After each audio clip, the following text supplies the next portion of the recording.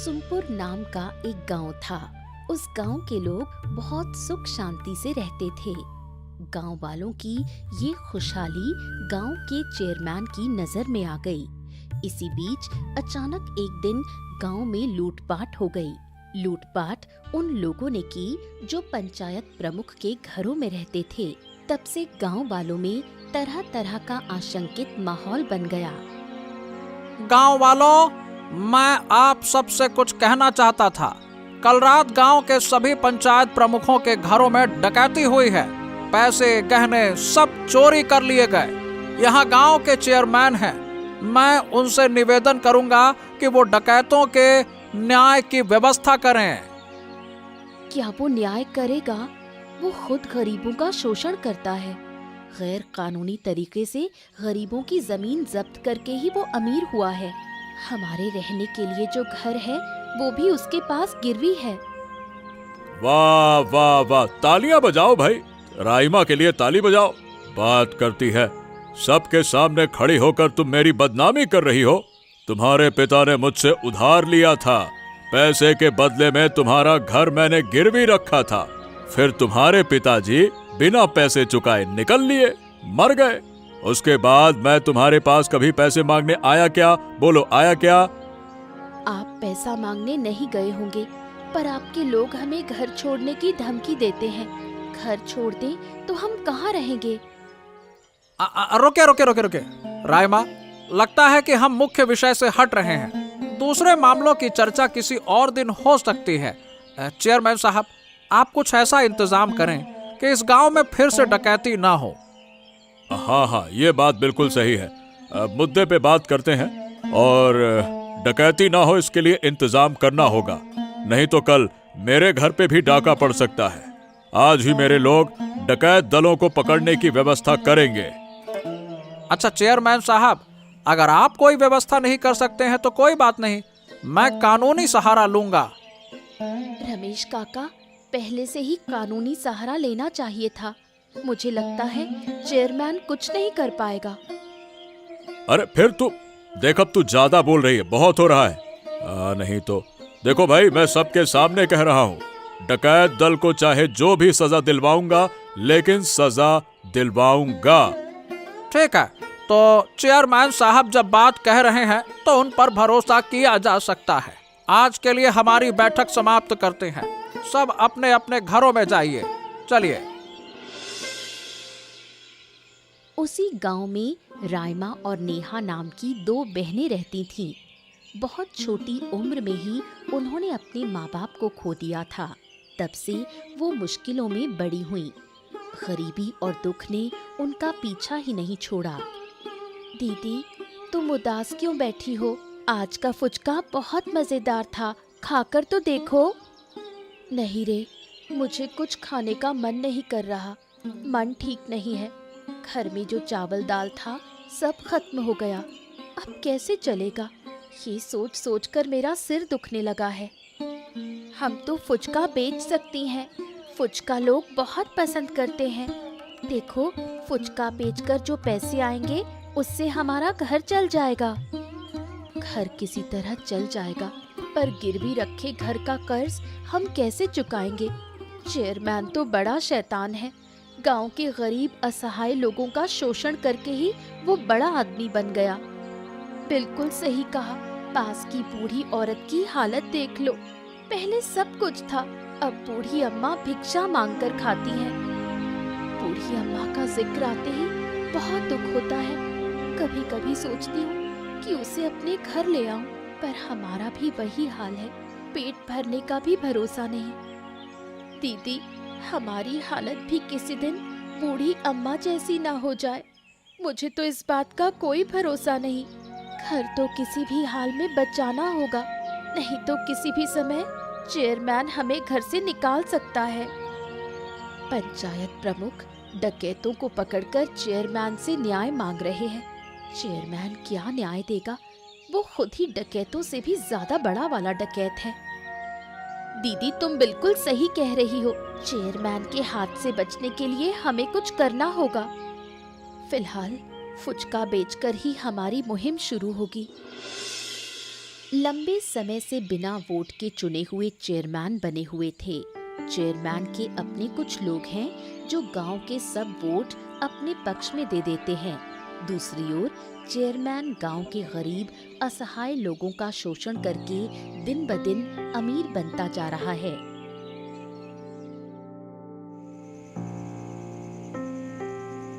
Chairman साहब, आप बहुत चिंतित लग रहे हैं। कोई समस्या है क्या? अब आप हमसे नहीं बोलेंगे तो किससे कहेंगे? बताइए ना मालिक, क्या समस्या है? अरे मैं रायमा और नेहा के बारे में सोच रहा हूँ। उनका घर तो मेरे पास गिरवी है। अब सोच रहा हूँ करूँ तो करूँ क्या। क्या करेंगे? जो करते आए हैं वही करेंगे। मतलब वैसे आप अलग से क्या सोच रहे हैं? अरे मैं घर नहीं हथियाऊंगा, उसके बदले में रायमा से शादी कर लूंगा। क्या?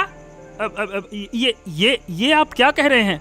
अरे मालिक, आपके बीवी बच्चे हैं, आप फिर से शादी क्यों करेंगे? एक बार लड्डू खा चुके हैं, दोबारा लड्डू खाएंगे क्या? फालतू की बातें मत कर। एक बार शादी करने से क्या होता है? और क्या दूसरी शादी नहीं कर सकते क्या है? और वैसे भी मैं क्या पहला आदमी हूँ जो दूसरी शादी कर रहा हूँ? लड्डू खाने की बात करता है। मतलब ऐसा नहीं है, मतलब ये भी है ना कि उस लड़की के परिवार वाले राजी न हो तो आप क्या करेंगे? परिवार वालों की परवाह मैं नहीं करता, जो मैं कहूंगा होगा वही। अच्छा तू एक काम कर, उनके घर जाकर ये प्रस्ताव दे कि मैं दूसरा लड्डू खाना चाहता हूँ। अरे मेरा मतलब है कि उससे शादी करना चाहता हूँ। जा। ठीक है साहब, जो आप कहेंगे वैसा ही कर दूंगा। और हाँ, अगर शादी के लिए राजी ना हुए तो 2 दिन के भीतर गर्दन दबाकर उन्हें घर से बाहर कर देना, समझ गया? क्या मतलब बाबू गजब है। उस लड़की में ऐसा क्या है जो आप उसे इतना चाहते हैं? शादी करके घर से भगा देना तो आपके लिए ही फायदेमंद होगा। लड़की बहुत सुंदर है, सबसे बिल्कुल अलग, इसीलिए मुझे वो बहुत पसंद है, समझा? समझ गया।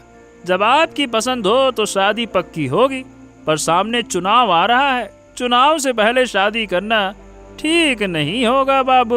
हाँ। अरे चुनाव की क्या चिंता है, हर बार जिस तरह वोट पड़ते हैं इस बार भी वैसा ही होगा।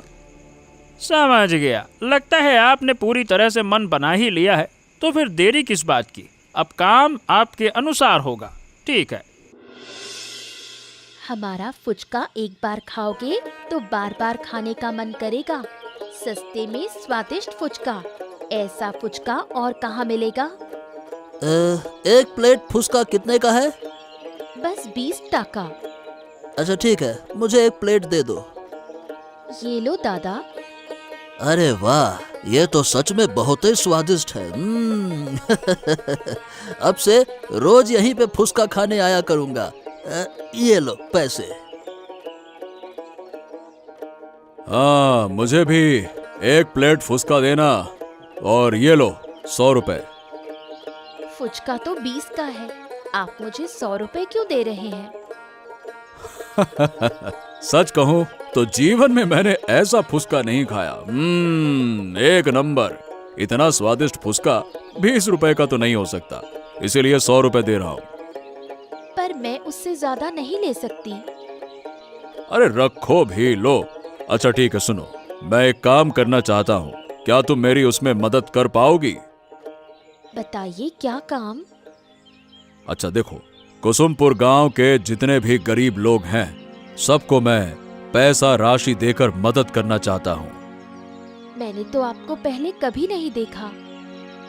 इतना दिमाग पर जोर मत डालो, तुम मुझे पहचान नहीं पाओगी। मैं मनोज हूँ, बहुत दूर से आया हूँ। विभिन्न गांवों में गहराई तक जाकर असहायों की मदद करना मेरा काम है। आपके जैसे लोग कम ही मिलते हैं। इतने भले मनुष्य अभी भी दुनिया में हैं, यकीन करना मुश्किल है। अभी भी कितने अच्छे लोग बाकी हैं। आपको देखकर ऐसा ही लगता है। हमारे गांव के चेयरमैन को देखो, वो गरीबों को और भी गरीब करता है, पर आप गरीबों की मदद करते हैं। अगर तुम मेरी मदद करोगी तो मैं आज से ही गरीबों के हाथ पैसे बांट सकता हूँ। मैं जरूर आपकी मदद करूंगी। कुछ दिन बीत गए। इन दिनों डाकू सरदार ने गांव के सारे गरीबों की मदद के लिए पैसा दिया था। डाकू सरदार ने राइमा और नेहा से वादा किया था कि वो उनका घर चेयरमैन से छीनकर उन्हें वापस दिलवा देंगे।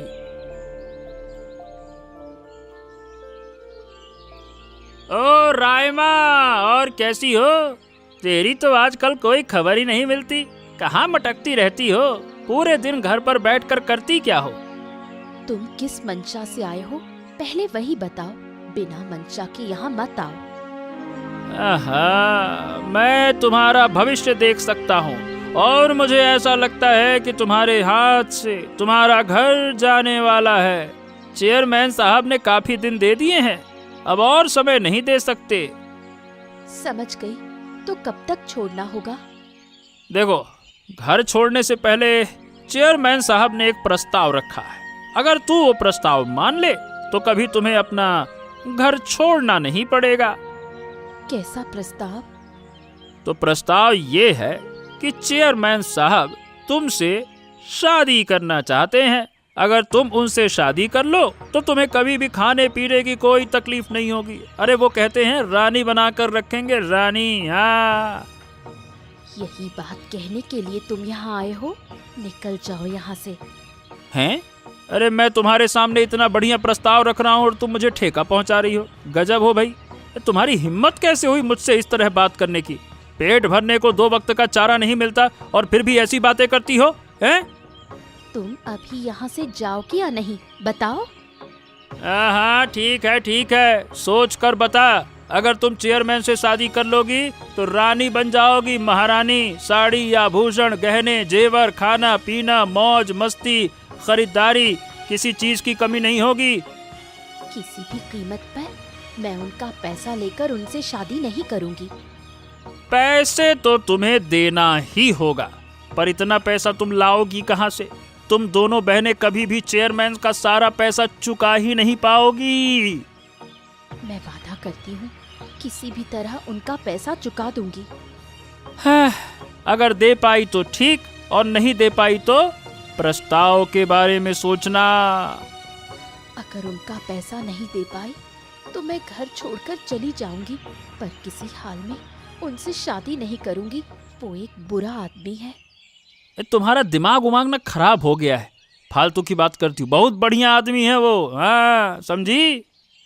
तुम यहाँ से जाओ, नहीं तो इस बार सच में झाड़ू से पिटाई कर दूंगी।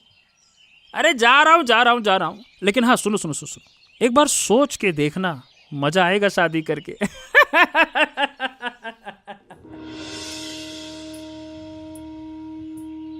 डाकू सरदार ने राइमा से सारी बात सुनकर चेयरमैन का पैसा चुकाने का फैसला किया।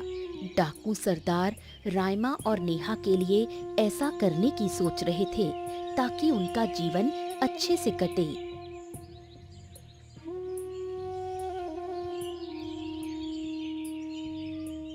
चेयरमैन साहब, आपसे कुछ जरूरी बात करनी थी। मैं आपको पहचान नहीं पाया, कौन है आप? मैं मनोज हूँ, राइमा नेहा का दूर का रिश्तेदार। ओह, तो तुम्हारा कहना है कि तुम गांव वालों की मदद करते फिरते हो। ओहो, तो तुम्हें हमारे गांव के लोगों की इतनी चिंता करने की क्या आवश्यकता है? अरे भाई, ये हमारा गांव है, यहाँ लोगों की सुविधा और असुविधा देखने की जिम्मेदारी हमारी है। क्या बातें करते हैं चेयरमैन साहब? क्या मैं अपने रिश्तेदारों की मदद नहीं कर सकता? आपको उनसे जो पैसा मिलता है ना, वही पैसा मैं चुकाने आया हूँ। अच्छा, देखो ठीक है, पैसा चुका दोगे तो अच्छी बात है, पर मुझे ये अच्छा नहीं लग रहा। किस मंशा से यहाँ घूम रहे हो, बताओ? किस मंशा से? मेरी कोई मंशा नहीं है। कृपया पैसे लीजिए, मुझे खुशी होगी अगर आप पैसे लेंगे तो। अच्छा, ठीक है। चेतन, चेतन, यहाँ आओ। हाँ, आपने मुझे बुलाया चेयरमैन साहब? सुनो, ये पैसा तो गिनो कितना है। ठीक है, आप पैसे वैसे गिनते रहिएगा। आप पहले घर के कागज दे दीजिए, लाइए। अरे भाई, पैसे दे दोगे तो दस्तावेज मैं दे दूंगा। चेयरमैन साहब, बिना असली दस्तावेज देखे मैं पैसे नहीं दे सकता। ओहो, मेरे साथ ऐसा कोई नहीं कर सकता, पर तुम्हारा साहस देखकर मैं हैरान हूँ। क्या करूं, मैं थोड़ा अलग हूं ना। पहले काम फिर पैसा, यही है मेरा सिद्धांत। ठीक है चेतन, जा दस्तावेज लेकर आ, अलमारी में रखे हैं। जा जा, भाग के जा, दौड़ के आ, जा। हाँ हाँ, अभी जाता हूँ। ये पहली बार है कि मैं कुछ अपवाद कर रहा हूँ, नहीं तो मैं सुनता किसी की नहीं हूँ। मनोज बाबू, ये देखिए, ये हैं दस्तावेज। ठीक है ठीक है ठीक है, ये पैसे लो, और आशा करता हूं कि अब आप उन्हें और परेशान नहीं करेंगे। नहीं करेंगे ना? चलिए। कई दिन बीत गए पर अभी तक डाकू दल में से कोई पकड़ा नहीं गया। पंचायत प्रमुख रमेश ने चेयरमैन पर भरोसा खो दिया और डाकू के विरुद्ध सीधे थाने में शिकायत कर दी। पुलिस ने आदेश दिया कि डकैत दिखाई दिए तो उन्हें तुरंत गिरफ्तार किया जाए। बताइए भला क्या कह रहे हो? एक मामूली डकैत भी नहीं पकड़ पा रहे हो, फिर बड़े बड़े अपराधी कैसे पकड़ोगे? देखिए, हम अपनी तरफ से पूरी कोशिश कर रहे हैं। अब वो कहाँ भाग जाएंगे ये थोड़ा देखना पड़ेगा। अरे भाई, आसपास के गांवों में डकैती हो रही है और आप कहते हैं कि आपको पता ही नहीं कहाँ भाग जाएंगे। अब देखिए, ये जो डकैत गिरोह है ये बहुत चालाक है। वो अपना रूप बदल लेते हैं, कोई नया कपड़ा, दाढ़ी, मूंछ, सारी चीजें करके वो रूप बदल लेते हैं, आसपास घूमते रहते हैं। हो सकता है कि यहीं कहीं गांव में घूम रहे हो और हमें पता ही नहीं चलता। वाह वाह वाह वाह वाह, अगर आप नहीं समझ पा रहे हैं तो पुलिस की नौकरी किस लिए कर रहे हैं? गजब बात करते हैं आप भी कि आप पहचान ही नहीं पा रहे हैं कि डकैत कौन है। देखिए, बातों में कहना आसान है पर उसे लागू करना मुश्किल है। आप जितना आसान कह रहे हैं ना, मामला उतना आसान है नहीं। वाह, ठीक है, अब और धैर्य रखना ही पड़ेगा, और क्या किया जा सकता है। कितने दिन हुए कि एक भी डकैत नहीं पकड़ा गया और आप कहते हैं कि आप पहचानते भी नहीं हैं। गजब है भाई, गजब है। ओहो, आप हम पर थोड़ा भरोसा रखिए। अच्छा बताइए, आपके गांव में कोई नया व्यक्ति आया था क्या? हाँ हाँ हाँ हाँ, कुछ दिन पहले मनोज नाम का एक व्यक्ति आया था। वो गांव के गरीब और बेसहारा लोगों की मदद कर रहा था। लोग उसे बुरा नहीं समझे। और उसे पहली बार देखा आपने? हाँ हाँ, पहली बार देखा है, पर जो व्यक्ति गरीबों की इस तरह मदद कर सकता है, वैसे वो कभी बुरा नहीं हो सकता। देखिए, अपराधी भी इसी तरह लोगों की आंखों में धूल झोंकते हैं। अगर तुम उसे फिर देखो तो तुरंत पुलिस को सूचित करना, ठीक है? हाँ हाँ बिल्कुल, गांव वाले उसे जानते हैं। वो कुछ दिनों में ही वो काफी लोकप्रिय हो गया, सब जानने लगे हैं। ठीक है, क्या है कि डकैत दल भी अपना भेष बदलकर घूमते रहते हैं, इसीलिए पकड़ना मुश्किल है। पर अगर एक व्यक्ति को भी पकड़ लिया ना, तो पूरे गिरोह को पकड़ना आसान हो जाएगा। हाँ, ये बात तो आपने बिल्कुल सही कही। ठीक है, मैं बताता हूँ आपको। उस दिन डाकू सरदार मनोज को चेयरमैन द्वारा दिया गया जो दस्तावेज था वो नकली था। असली दस्तावेज तो चेयरमैन के पास ही था, इसलिए दोनों बहनों को चेयरमैन के हाथों से पूरी तरह छुटकारा नहीं मिल पाया। अरे रायमा, ओ नेहा, तुम घर पे हो? चेयरमैन साहब, आपका पैसा तो सब चुकता हो गया है। हाँ हाँ, चुकता हो गया। अरे भाई, कहाँ चुकता हो गया? मेरा पैसा अभी चुकता नहीं हुआ। घर के दस्तावेज तो अब हमारे पास है। ओहो, वो तो नकली दस्तावेज हैं। अरे मैं पागल हूँ क्या कि एक अनजान आदमी को असली दस्तावेज दे दूं? तुम भी। असली या नकली मुझे कैसे पता चले? जो बड़ी बात है, पैसा चुकता हो गया है। पैसा चुकता है, इसका कोई प्रमाण है क्या? बताओ। आपके बोल देने से और आपके चाह लेने से हम यहाँ से कहीं नहीं जाएंगे। सुनो, ऐसा है कि अब से ये घर मेरा है, मेरा। इस घर के कागजात मेरे पास हैं। अब तुम लोग यहाँ से निकल जाओ चुपचाप, समझे? देखो, ऐसा है कि तुम हो औरत और जबरन निकाल देने में हमें क्या हर्ज है। पहले तुम लोग खुद निकल जाओ तो बेहतर होगा। नहीं तुम्हें यहाँ से धक्के मार कर निकालना पड़ेगा। आप गलत कर रहे हैं, इसे स्वीकार नहीं किया जा सकता। मैं गांव के लोगों को बुला रही हूँ। अरे चेतन, ये तुम खड़े खड़े क्या नौटंकी देख रहे हो क्या? जो भी है इन्हें बाहर निकालो, निकालो इनको। मैं आपसे हाथ जोड़कर कह रही हूँ, इस तरह से बाहर मत निकालिए हमें। हाँ हाँ बिल्कुल बिल्कुल, बुलाओ, पूरा गांव इकट्ठा कर लो, बुलाओ, सबको बुलाओ। आप ये सब क्या कह रहे हैं? आप बुजुर्ग आदमी हैं, मैं आपसे शादी कैसे कर सकती हूँ?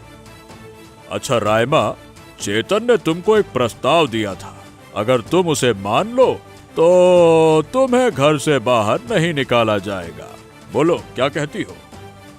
मुझे कुछ दिन दीजिए, मैं सोचकर बताऊंगी क्या किया जा सकता है। अरे मेरे साथ तुम्हारा जीवन बहुत हंसी खुशी सुख से बीतेगा। मैं ये घर फिर से बना कर दे दूंगा ना तुमको। समझती काहे नहीं हो भाई, तुम हमको पसंद हो। ठीक है, मैं 2 दिनों के भीतर सब बताती हूँ। अरे नहीं नहीं नहीं नहीं, कुछ दिन का मैं समय नहीं दे सकता। क्या है कि मेरा दिल इंतजार नहीं कर पा रहा है। अच्छा चलो ठीक है, ऐसा मुंह मत बनाओ। 2 दिन का समय देता हूँ, मेरी बात मानोगी तो ठीक है, और वरना फिर यहाँ से कहीं और का रास्ता देख लेना, घर छोड़ देना।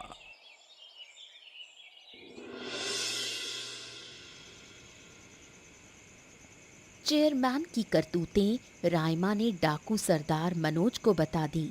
रायमा की बात सुनकर मनोज ने कठोर फैसला लिया। मनोज सोचने लगा, अगर चेयरमैन को ही खत्म कर दिया जाए तो गांव के बेसहारा लोग बच जाएंगे।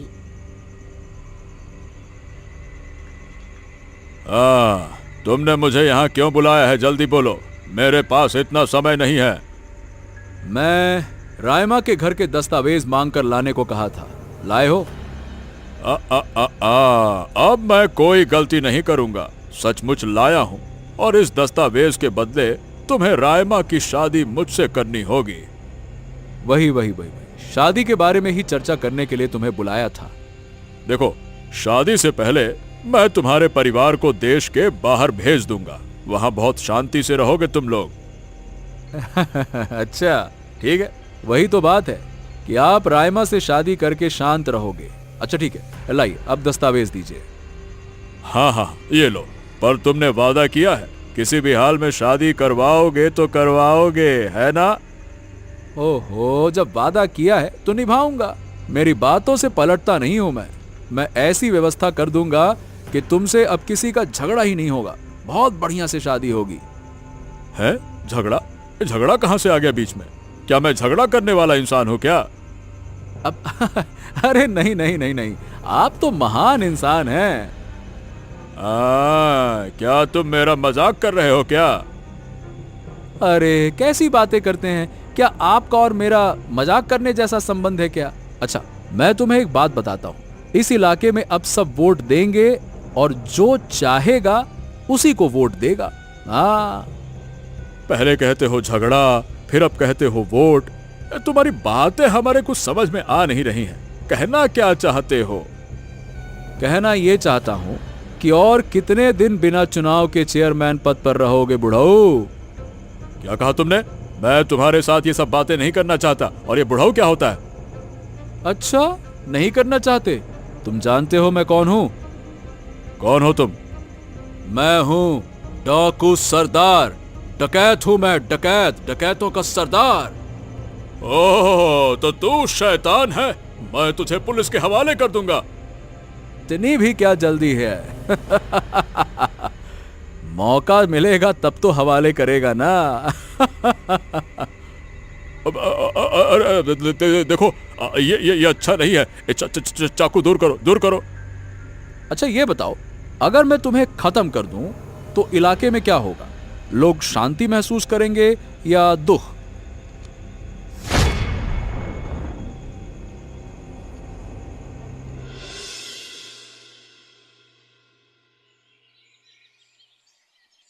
हाँ, पुलिस बाबू, सर्वनाश हो गया।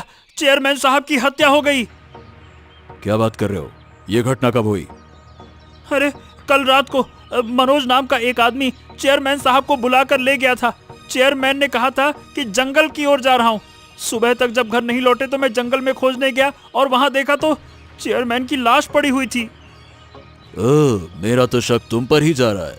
कहीं तुमने ही तो चेयरमैन को मारकर थाने आकर अच्छा बनने की कोशिश तो नहीं की?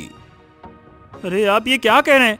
बचपन से ही मैं चेयरमैन के साथ हूँ। मैं उन्हें क्यों मारूंगा? आप कैसी बातें कर रहे हैं?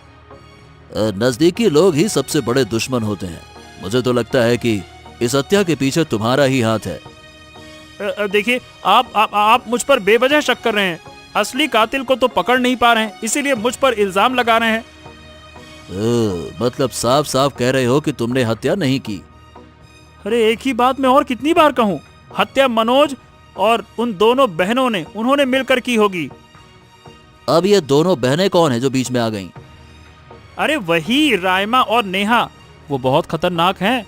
सामने पड़ी तो शायद मुझे भी मार देंगी। हाँ, समझ गया। मुझे जहाँ तक जानकारी है, ये चेयरमैन उनमें से एक बहन से शादी करना चाहता था ना? हैं? आप ये क्या कह रहे हैं? अरे चेयरमैन इतनी छोटी लड़की से शादी क्यों करेगा भला? अच्छा, थाने में खड़े होकर झूठ बोलेगा तो जेल में डाल दूंगा। नहीं, मतलब हाँ, वो रायमा से शादी करना चाहता था, पर रायमा ने मना कर दिया था। अच्छा, आया ना सच बाहर? लाठी पड़ने पर और भी सच बाहर आएगा। क्यों, सही कह रहा हूँ ना चेतन बाबू? अरे बाप रे, थाने आकर मैंने बहुत बड़ी गलती कर दी। हाँ, अब जांच के लिए घटना स्थल पर जाना होगा। ओ चेतन बाबू, चलो, तुम भी साथ चलो। चलो चलो चलो, आ जाओ, आ जाओ।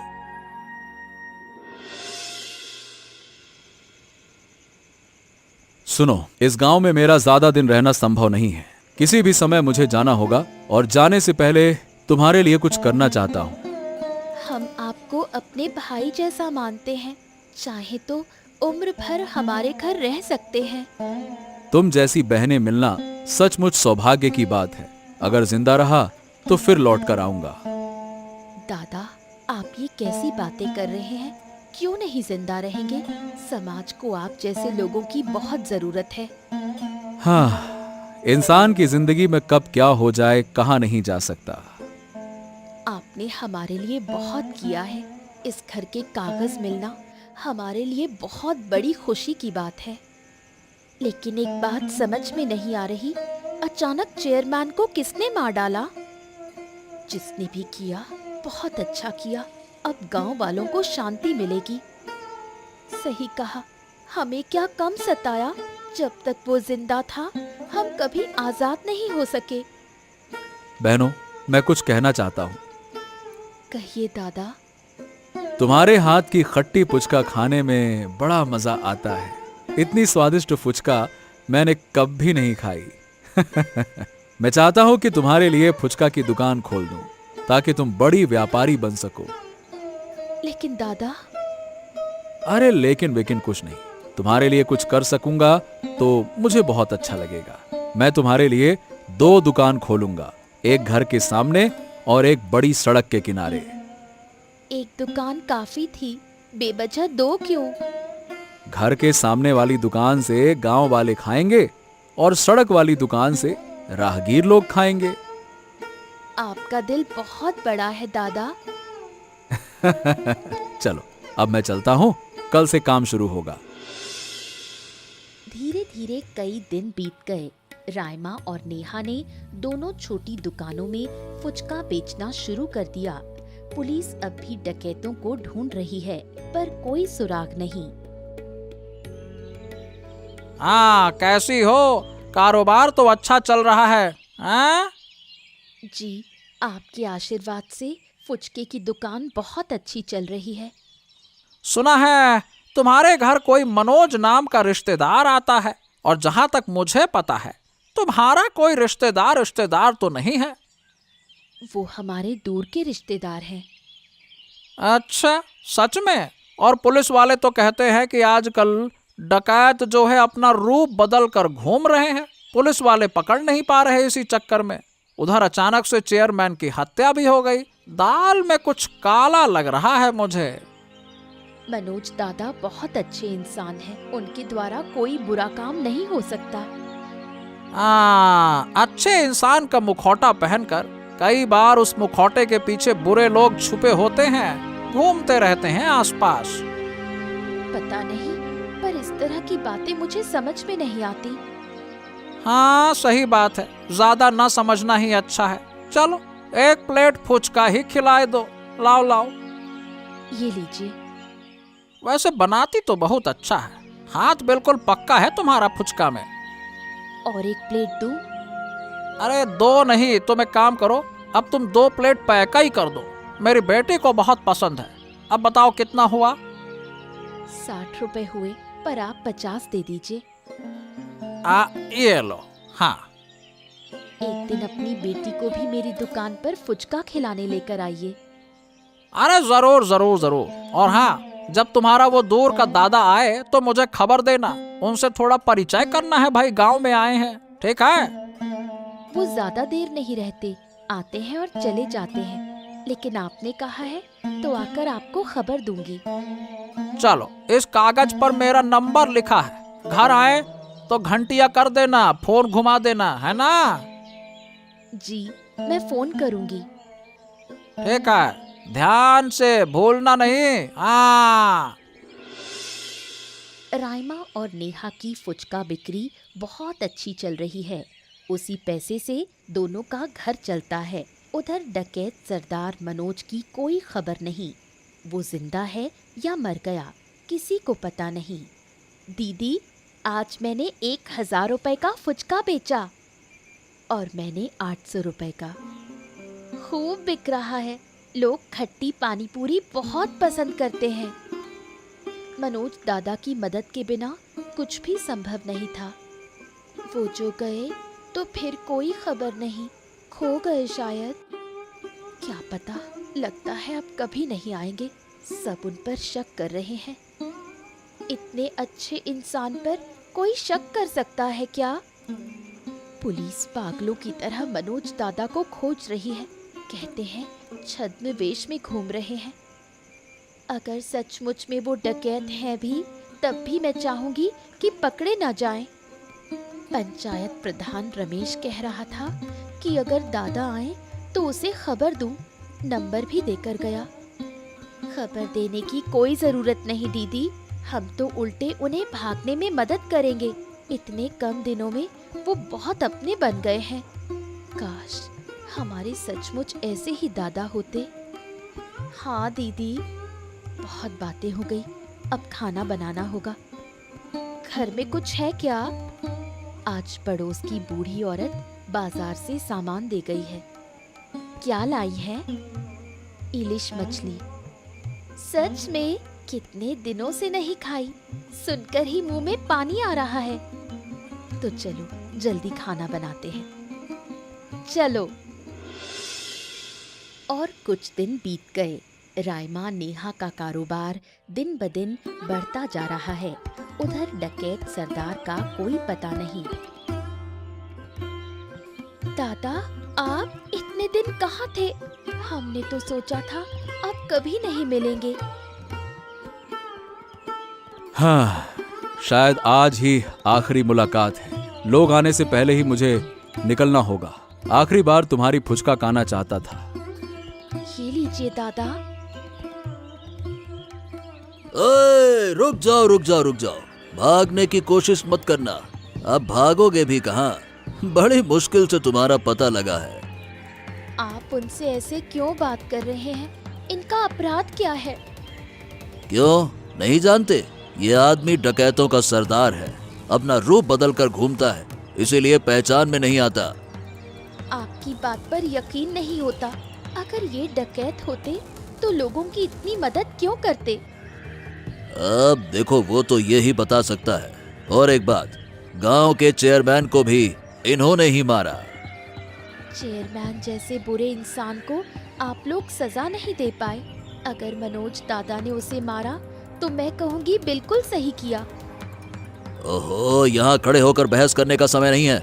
चलो मेरे साथ चलो, चलो। हाँ बहन, अब मुझे जाना ही होगा। अपना ध्यान रखना। करीब 1 महीना हो गया। डकैत सरदार जेल में है। हत्या के जुर्म में शायद फांसी भी हो सकती है। उधर राइमा नेहा मशहूर फुचका व्यापारी बन गई हैं। एक दिन दोनों ने तय किया कि मनोज से मिलने जाएंगी। दादा, इस डिब्बे में फुचका है। आपने आखिरी बार खाने की इच्छा की थी पर खा नहीं पाए। आपको हम अपना सगा भाई मान चुके हैं। मैं तो कातिल हूँ, एक कातिल के लिए इतना माया। हम आपको कभी कातिल नहीं मानते। जिसको आपने मारा वो बहुत बुरा इंसान था। उसके कारण गांव में कोई चैन से नहीं जी पा रहा था। इतना लगाव? बहुत सोच समझकर मैंने चेयरमैन को मारा। समझ गया था कि जब तक वो जिंदा रहेगा गांव सुखी नहीं हो पाएगा।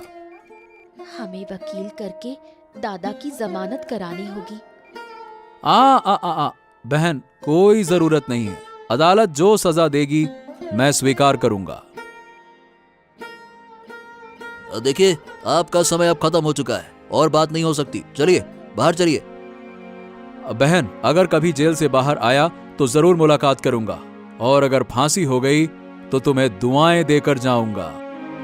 राइमा नेहा समेत पूरा गांव सुख शांति से जीने लगा और चेयरमैन की हत्या और डकैती के अपराध में मनोज को उम्र कैद की सजा मिली।